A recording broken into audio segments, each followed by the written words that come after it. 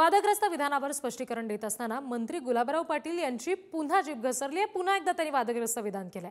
नाशिक जिल्ह्यातील भगूरच्या सभेमध्ये बोलताना 1 तारखेला बाहेर खाट टाकून झोपा, लक्ष्मी येणार असं विधान गुलाबराव पाटील यांनी केलं होतं।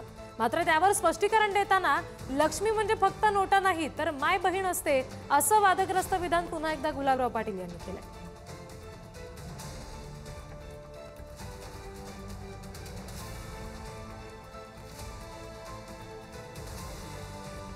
गुलाबराव पाटील यांची पुन्हा एकदा जीभ घसरली आहे। पुन्हा एकदा वादग्रस्त वक्तव्य त्यांनी केलेलं आहे। आधीच्या वादग्रस्त वक्तव्यासंदर्भात स्पष्टीकरण देताना पुन्हा दुसरं वादग्रस्त वक्तव्य केलेलं आहे। बाहेर खाती टाकून झोपा तुम्ही बी 1 तारखेला लक्ष्मी येणार, उठ बघता काय झोपलायस, उठ। चिंता करू नका, नो चिंता। फ्रेश राहायचं माणसाने, असं उदास नाही राहायचं, फ्रेश। येऊ द्या लक्ष्मी, किती बी पाडू त्या। काल वेगळे वेगळे अर्थ निघाले, लक्ष्मी बोललो मी, आता लक्ष्मी म्हणजे काय नोटा होता काय? पण टीव्ही वाले दाखवता गुलाबराव पाटील लक्ष्मी बोल, लक्ष्मी माझी माय बहीण पण असती।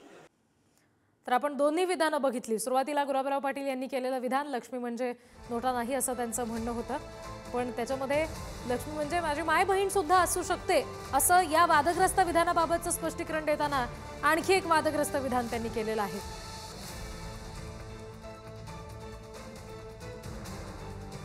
वादग्रस्त विधानासंदर्भात स्पष्टीकरण देत असताना नाशिकच्या भगूरच्या सभेमध्ये बोलताना त्यांनी म्हटलेलं होतं 1 तारखेला बाहेर खाट टाकून झोपा, लक्ष्मी येणार।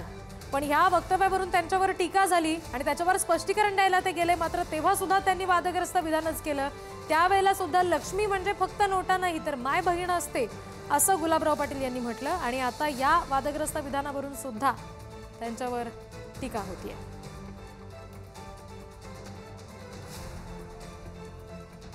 वक्तव्याचा चुकीचा अर्थ काढला गेलाय असंही गुलाबराव पाटील यांनी सांगितलेलं आहे। 1 तारखेला बाहेर खाट टाकून झोपा, लक्ष्मी येणार असं गुलाबराव पाटील म्हणाले।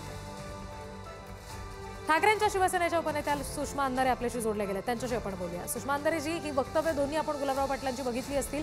आधी म्हणाले 1 तारखेला बाहेर खाट टाकून झोपा, लक्ष्मी येणार आणि त्याचं स्पष्टीकरण द्यायला गेले, पण तेव्हा सुद्धा आणखी वादग्रस्त विधान केलं। ते म्हणतात लक्ष्मी म्हणजे नोटा नाही तर माझी माय बहीण सुद्धा असू शकते। गुलाबराव पाटील असतील किंवा यांच्या समूहातले एकूण लोक असतील, काही लोक स्वतःला स्पायडरमॅन समजत आहेत, तर काही लोक सत्तेचा इतका कळीच चढलेला आहे की आपण काय बोलतोय याचं ताळतंत्र नाहीये। ज्या पद्धतीने गुलाबरावांनी विधान केलं आणि नंतर सांगताय की ती माय बहीणही असू शकते, म्हणजे चक्क त्यांना काय म्हणायचं होतं? या 2 वाक्यांची जर गोळाबेरीज केली तर तो अर्थ काय होतो? हा माणूस कायम वादग्रस्त बोलत राहतो। मागे रस्त्यांचा उल्लेख करतानाही अशाच पद्धतीने गलिच्छपणाने ते बोलले होते। तर गुलाब पाटलांसारखा माणूस, हा माणूस म्हणजे ज्याला मंत्री, लोकप्रतिनिधी असा कुठलाही ऑरा नसलेला आणि अत्यंत सडकछाप विधानं करायची आणि यावर अजिबात आचारसंहिता लागू करणारा निवडणूक आयोग मूग गिळून गप्प असतो, हे अत्यंत गंभीर आहे। मला वाटतं येणाऱ्या निवडणुकीमध्ये या राज्यातल्या नगर परिषदांच्या माध्यमातून जे आपलं म्हणणं व्यक्त करणार आहे त्या लाडक्या बहीण याचं चोख उत्तर यांना देतील। सुषमा अंधारेजी, पण गुलाबराव पाटलांनी हे जे वक्तव्य केलंय एक प्रकारे मतदारांच्या खाटेवर लक्ष्मी नावाची बाई आणणार का असा प्रश्न उपस्थित होतोय। इतकं हे वादग्रस्त विधान झालेलं आहे, याबाबत आपल्याला एक्झॅक्टली ताई, मी तेच म्हटलं की 2 वाक्यांची जर गोळाबेरीज केली तर मी जाणीवपूर्वक आपण जे आता केले ना ते टाळले, कारण आम्हाला त्याचे उल्लेख करताना सुद्धा लाज वाटते। स्त्री मनाला लज्जा उत्पन्न होते ज्या पद्धतीचं ते बोलत आहेत आणि अशी स्त्री मनाला लज्जा उत्पन्न करणारी वक्तव्य जी व्यक्ती करते, खरं तर संपूर्ण राज्यातल्या महिलांचा एका अर्थाने त्यांनी विनयभंग केलेला आहे। त्यामुळे अशा माणसावर विनयभंगाचा खटला सुद्धा दाखल केला तरी तो कमी आहे। इतकं निंदनीय एका जबाबदार लोकप्रतिनिधीकडून वक्तव्य येतं आणि यावर बाकीचे खुशमस्करी असणारे स्टेजवरचे सगळे निर्लज्ज हसत राहतात।